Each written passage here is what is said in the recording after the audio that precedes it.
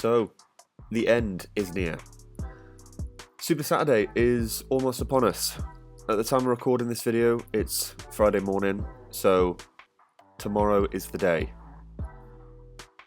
Kicking it off, we've got Italy-Ireland. Ireland, pretty strong team going over to Italy and do still have a chance of winning the Six Nations. However, are third at the moment, but will want to finish off with a pretty strong performance. Do I think Italy can do much against Ireland? Not really, to be quite honest. They got pretty much pumped by France and pretty pumped by England in the second half as well, to be honest. So, do expect Ireland to go out with a fight, especially given this could have been their three-peat year. Wales-England, on the other hand, I think is going to be a pretty tight game. Wales have something to play for, not being bottom. England also have something to play for, is winning the Six Nations. So I do feel going to be a tight game, but England, given their performances and where they are on the table at the moment, think we'll just have more. France-Scotland, last game of the day. Think France will do the job, and in style, to be quite honest. Yes, they had a hiccup against England, nullified their attack, but lots of mistakes in that game. Scotland, do I think they can do it? No, not really. And do I think they want to do it? No, not really, for England or Ireland then to win the championship. I think France are going to storm the game, and you'll see later in my team selection, I've gone exactly there.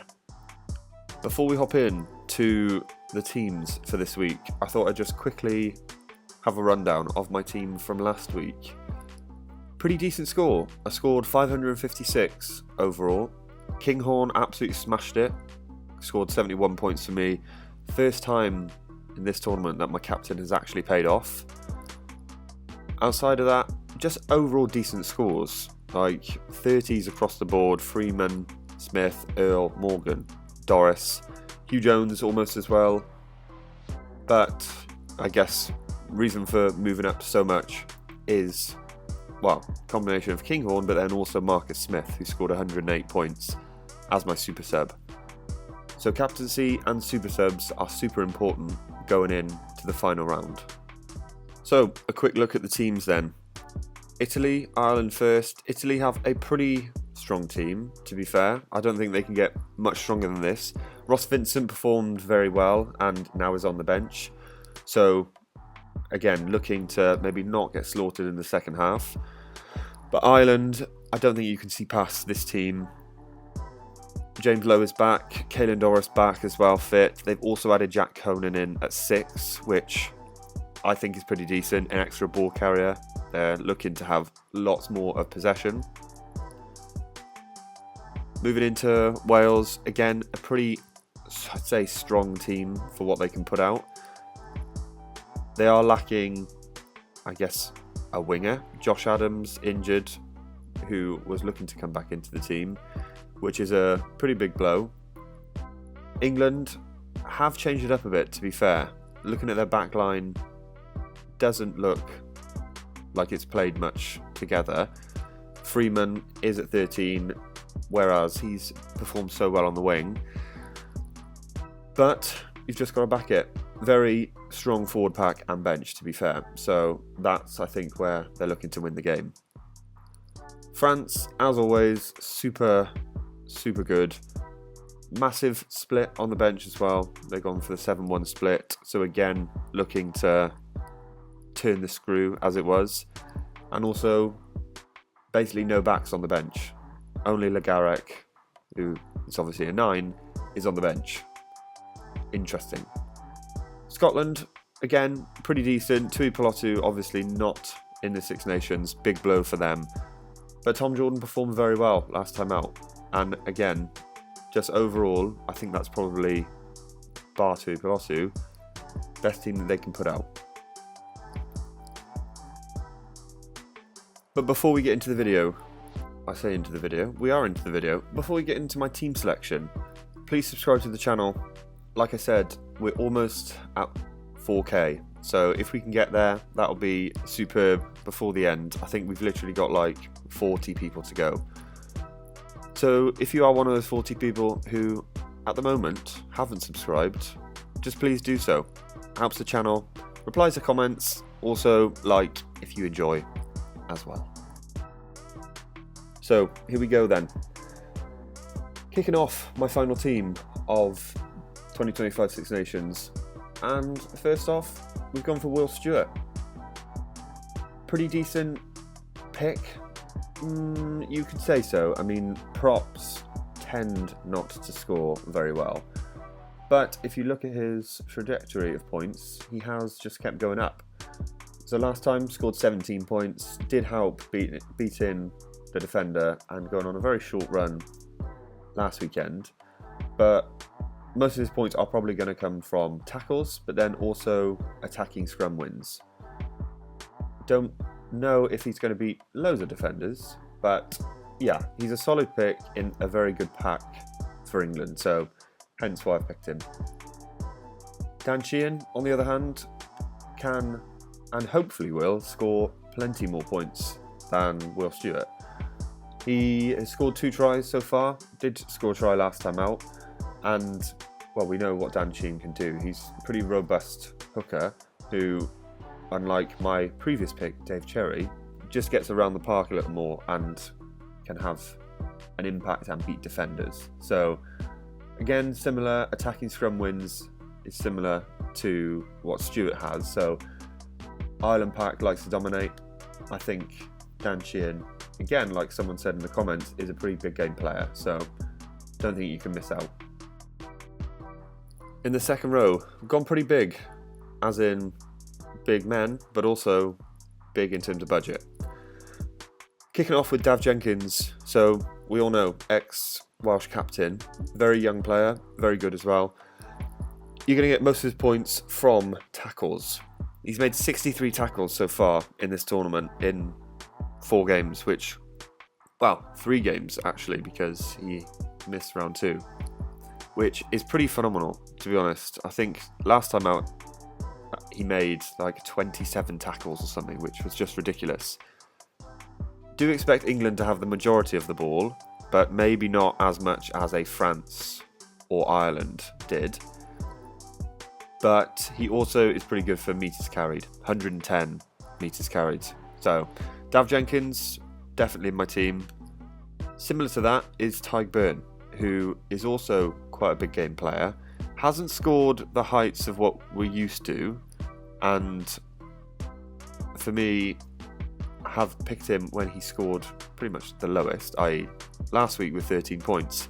But with Tyg Byrne, he can change a game with a turnover, and he does like a try or two. Has already scored one in this championship, but I guess similar to a lot of the forwards, most of his points will come in attacking scrum wins, tackles, and then for Byrne, also breakdown steals. Do I expect Italy to have lots of the ball? Well, not lots of it, but when they do get it, they like to spread it around. So I'm hoping they get it back off of them pretty quickly, and they'll do that with people like Byrne. And now for the back row. Again, not skimping on any budget. Jack Morgan, I think he pretty much picks himself in this year's fantasy. Similar to Dav Jenkins, has made 73 tackles, which is pretty nuts. But not similar to Dav Jenkins, even though Jenkins has made quite a few metres. Jack Morgan's made almost 300 metres. So, and actually just looking at the stat, he's not had a man of the match so far. So is this the week that he does it? England are coming to Cardiff, and Wales will have an upset, especially against England.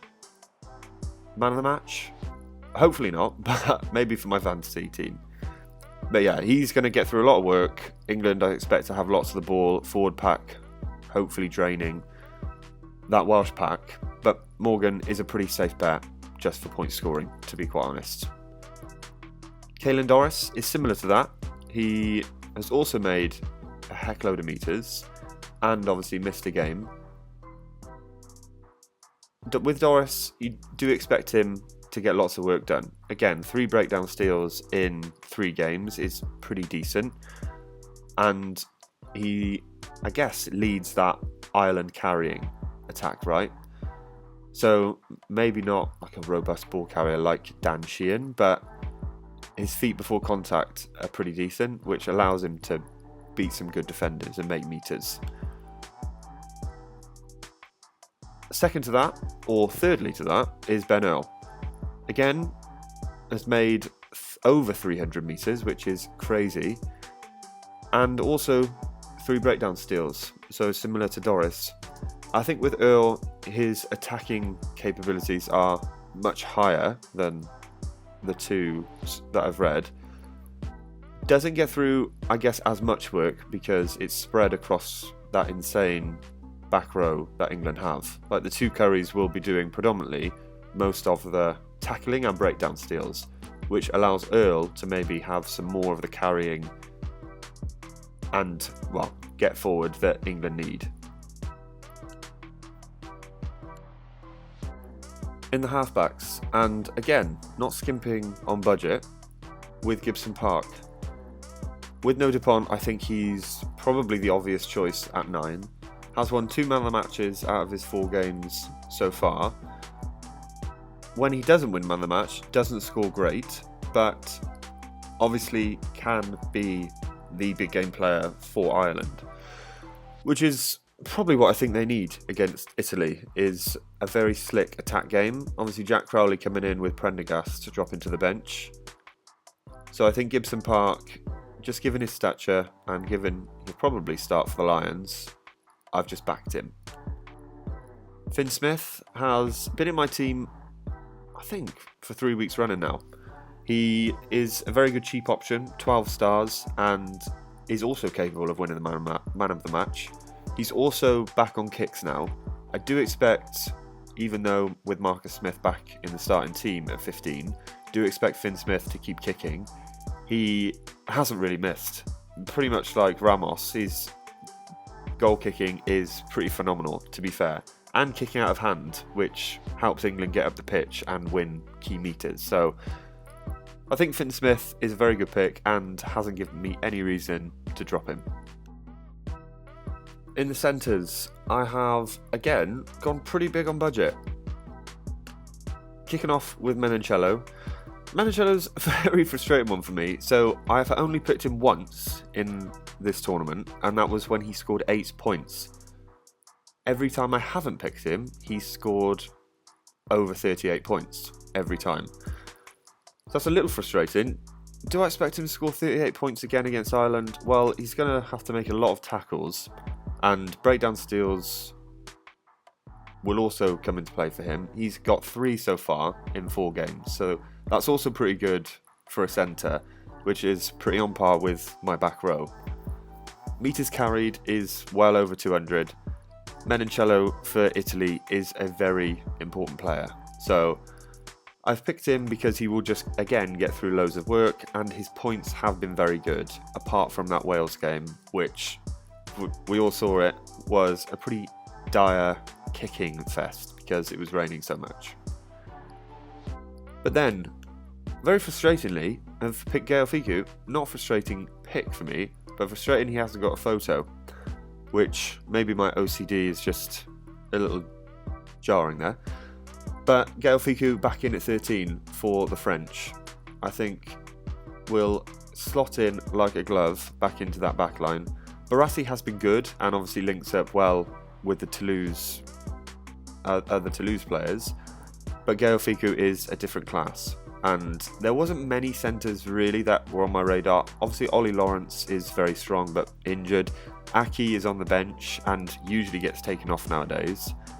So for me, also didn't want to back Scotland against France. I wanted to back that French backline. So Fickou back in is a perfect opportunity. And finally, for my starting 15, I have gone with all French back 3. Yes, they have a tougher fixture than the other 2, i.e. Ireland and England. Debatably, England have a pretty tough fixture going to Cardiff, but on paper, France have a tougher fixture than Ireland and England. Pick their back three. Well, I guess we'll start with Penaud. Penaud has only played 2 games and scored 37 points in both of them, made over 100 metres per game, doesn't do much in defence, but has beat 9 defenders and scored 2 tries in 2 games. Insane stats, and we know the link-up between these 3 is ridiculous, so I think if they're going to turn it on, this is the game week to do it when they're going to win the Six Nations. Tomo Ramos has got my captaincy on at the moment. It is a bit of a safer pick than going for Penaud or Biabira, to be honest.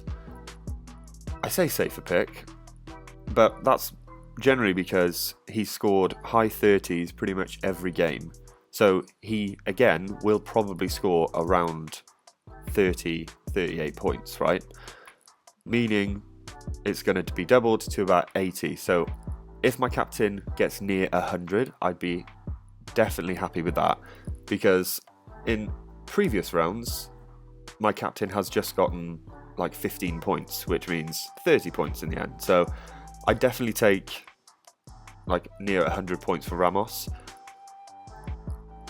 He is back at 15. He doesn't miss from the tee. So I feel like he can have a very big impact on this game. But saying that, there is one man who has had a massive impact on every game he's played, and that's Biabira. So doesn't get the ball as much as we'd probably like as neutrals and fantasy players, but when he does get the ball, it is pretty frightening. So again, similar to Ramos, just hasn't scored less than 37 points in any game. So again, looking at that is a very strong captaincy option. 7 tries as well, which I think I saw is joint for the most in any Six Nations game. So if he gets one more, then he'll be the top try scorer in any one Six Nations campaign. Do I expect him to do it? Well, yes, I do, because I've picked him.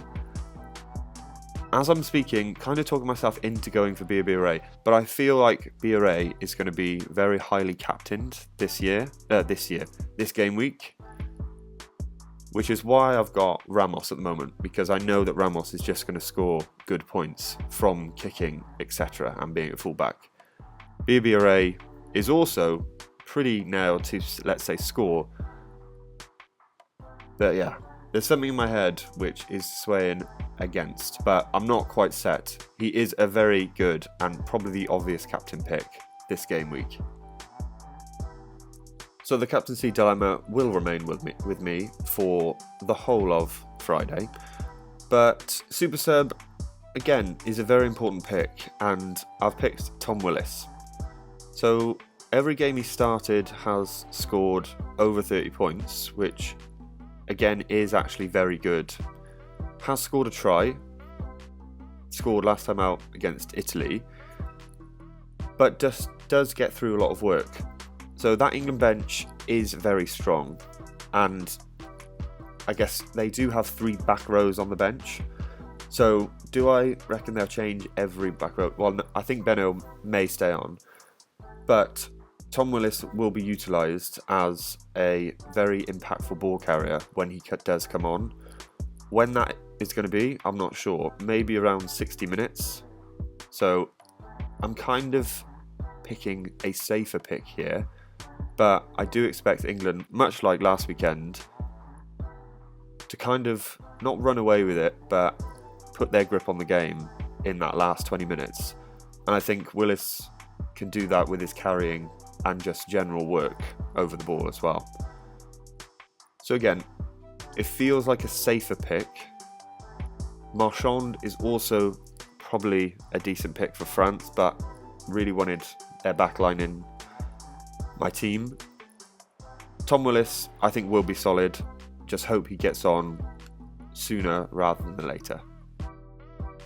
So, that is my team for round 5 of Guinness Six Nations Fantasy 2025.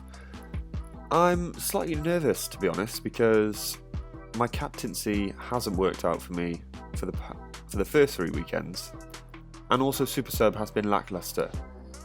So I am very nervous. I've also just seen that my budget is exactly 0 right now, which is pretty impressive.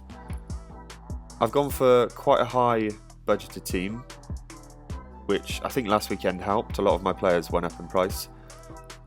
But yes, very excited for tomorrow, but also I'm going to look at your comments and probably procrastinate and tinker with the team. So stay tuned in case of any updates, but put your teams down below. I'll have a look. Probably not help my brain, but we can all help each other to hopefully get up in our mini leagues and put our best foot forward. If you did enjoy the video, please like it, subscribe to the channel as well if you can, and good luck everyone, and I'll see you all in the next one.